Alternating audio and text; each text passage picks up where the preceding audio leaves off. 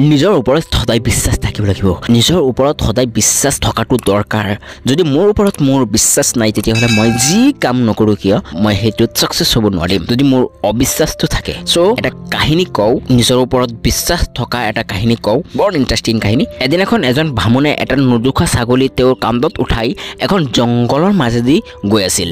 বামনজনে এখন গাঁৱৰ মানুহ এঘৰত পূজা পাঠ কৰি আবেলি পৰত উভতি আহি আছে সেই পূজাতেই ভামনজনক এই ছাগলীটো দান হিচাপে দিছিল যেতিয়া তেওঁ এটা জংগলৰ মাজেদি আহি আছে তেতিয়া তিনিটা অতি দুৰন্ত ঠগে নুদুখা ছাগলীৰ সৈতে বামনজনক দেখা পালে লগে লগে হিহতে বামনজনৰ পৰা ছাগলীটো পাবৰ কাৰণে এটা বুদ্ধি হাজিলে যে বামনজনৰ পৰা আমি ছাগলীটো কেনেকৈ উদ্ধাৰ কৰিম কেনেকৈ পাম তিনিটা অতি দুৰন্ত ঠগ কেইটায়ে বুদ্ধি হাজিলে যে আমি এনেকৈ কৰিম সো কথামতে হিহতে কামটো কৰিলে ৰাস্তাৰ তিনিটা ঠাইত অলপ দূৰে দূৰে তিনিজন ঠগ ৰখি আছে কিছু সময় পিছত প্ৰথম ঠগজনে বামনজনক দেখা পাই ওচৰলৈ আহিল আৰু ছাগলীটোৰ ফালে চাই চকু গুফা কৰি কলে বামন মানুহ হৈ আপুনি কি কাম কৰি আছে এটা কুকুৰ কান্ধত লৈ আহি আছে যে বামনে খংগতে তেওঁ উত্তৰ দিলে যে তুমি কণা নেকি ইমান সুন্দৰ ছাগলীটো যে তুমি কুকুৰ বুলি কৈছা অলপ দূৰ যোৱাৰ পিছত দ্বিতীয়জন ঠগটোৱে কলে যে এজন বামন মানুহ হৈ আপুনি কুকুৰৰ পোৱালিটো লৈ আহিছে আপোনাৰ কি লাজ লগা নাই এনেকৈ কলে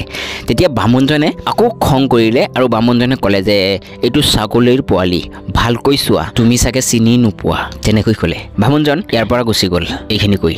বামনে কিছু দূৰ যোৱাৰ পিছত তৃতীয়জন ঠগটোৱে একেখিনি কথা কলে যে আপুনি এজন বামন মানুহ হৈ কান্ধত কুকুৰৰ পোৱালি লৈ আহিছে আপোনাৰ কি লাজ লগা নাই তেতিয়া বামনজনে ভাবিলে যে তিনিজন যেহেতু একেখিনি কথা কৈছে নিশ্চয় এইটো কুকুৰেই হ'ব এই বুলি বামনজনে মনতে ভাবিলে যে এইটো নিশ্চয় কুকুৰৰ পোৱালি হ'ব সেই বুলি তেওঁ কান্ধৰ পৰা এই ছাগলীৰ পোৱালিটো থৈ কুবাকুবিকৈ গুচি গল তাকে দেখি ঠগ কেইটাই লুকাই থকা ঠাইৰ পৰা ওলাই আহি একেলগে হৈ ছাগলীটো লৈ ৰং মনেৰে গুচি গল সো বামনৰ কি দহা হল যে নিজৰ ওপৰত যদি বিশ্বাস থাকিলে হয় তেতিয়াহলে আজি ছাগলীটো এৰিব লগা নহলহেতেন তেওঁ ছাগলীটো লৈ ঘৰলৈ যাব পাৰিলেহেতেন কিন্তু নিজৰ ওপৰত বিশ্বাস নাই সেই কাৰণে আজি ছাগলীৰ পোৱালিটো তেওঁ ঘৰলৈ লৈ যাব পৰা নাই সো